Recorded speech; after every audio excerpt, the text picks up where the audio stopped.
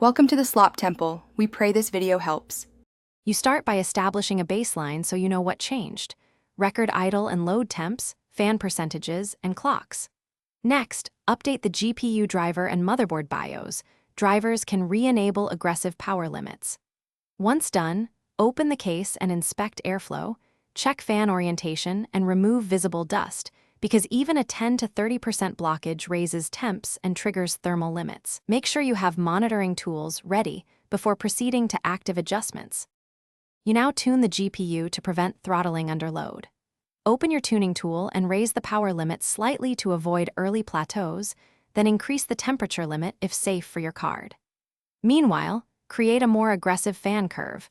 Ramp to 40% at 50 degrees Celsius and push toward full speed near 85 to 90 degrees, because sustained high temps cause frequency drops. If overheating persists, undervolt the GPU in small 10 to 20 millivolt steps and run stress tests after each change to ensure stability. You finish by addressing deeper hardware causes.